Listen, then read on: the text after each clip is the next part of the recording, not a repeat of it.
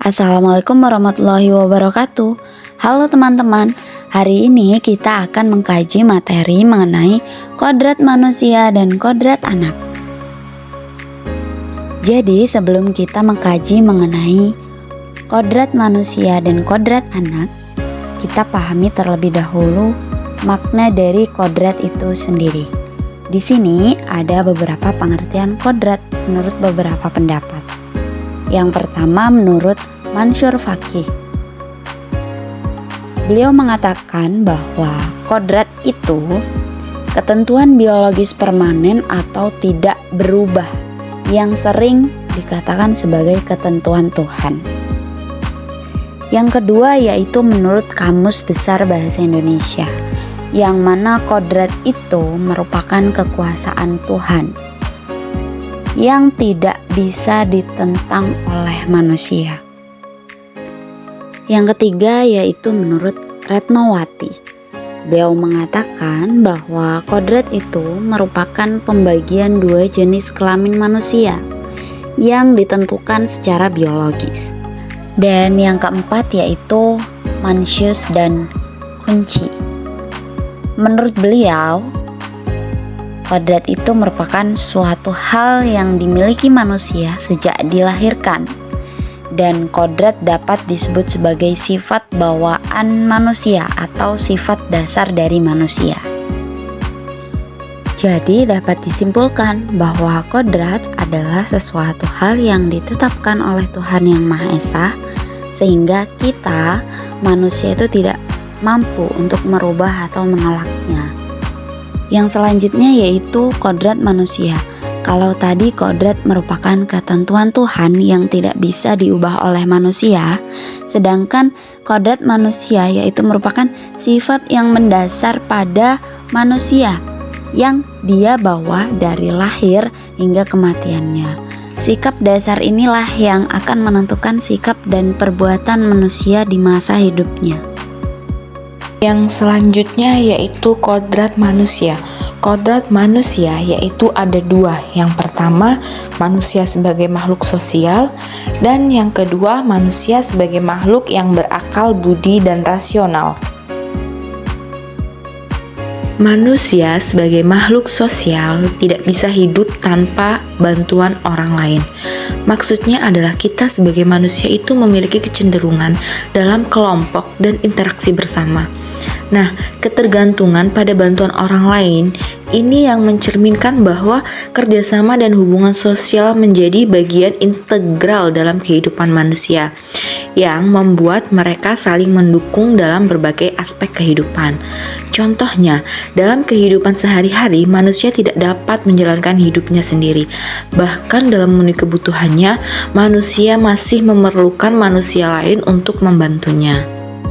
Manusia sebagai makhluk yang berakal budi dan rasional, manusia yang mampu berpikir dan mengembangkan pikir untuk mencapai kebahagiaannya.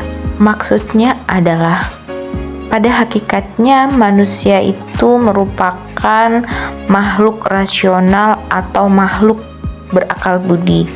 Kenapa dikatakan rasional? Dikatakan makhluk rasional karena hanya manusia yang memiliki akal budi dari semua makhluk ciptaan lainnya. Selain itu, manusia juga dianggap sebagai makhluk rasional dan berakal budi karena memiliki kemampuan untuk berpikir, merencanakan, dan membuat keputusan berdasarkan pertimbangan yang logis. Nah, kemampuan berakal budi ini yang memungkinkan manusia untuk memahami lingkungan, menyelesaikan masalah, dan mengembangkan nilai-nilai moral. Rasionalitas dan akal budi membedakan manusia dari makhluk lain di bumi. Selanjutnya, kodrat anak. Kodrat anak menurut Ki Hajar Dewantara yaitu untuk mendeskripsikan dasar pendidikan yang berhubungan dengan kodrat kemerdekaan anak. Kodrat anak juga dapat diartikan sebagai potensi diri yang dimiliki oleh seorang anak, seperti potensi berpikir, potensi emosional, dan potensi fisik. Yang pertama yaitu kodrat alam. Kodrat alam dapat diartikan sebagai lingkungan alam tempat peserta didik berada, baik itu kultur budaya maupun kondisi alam geografisnya. Kodrat alam juga berhubungan dengan karakter dasar anak. Ada anak yang disiplin, bertanggung jawab, rajin, pasif, jujur, dan sebagainya. Maka dari itu, selayaknya guru harus bisa menjadi model positif, teladan yang baik bagi mereka. Kodrat alam ini menekankan kepada sikap dan perilaku yang akan dibentuk. Selanjutnya yaitu kodrat zaman. Kodrat zaman yaitu perubahan dari waktu ke waktu. Bahwasanya guru harus membekali keterampilan kepada peserta didik untuk menyesuaikan zamannya agar mereka bisa hidup, berkarya, dan menyesuaikan diri.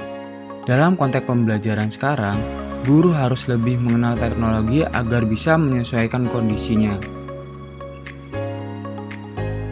Guru juga harus mempersiapkan gaya belajar, gaya berpikir, gaya tarik minat pada peserta didik, dan sebagainya.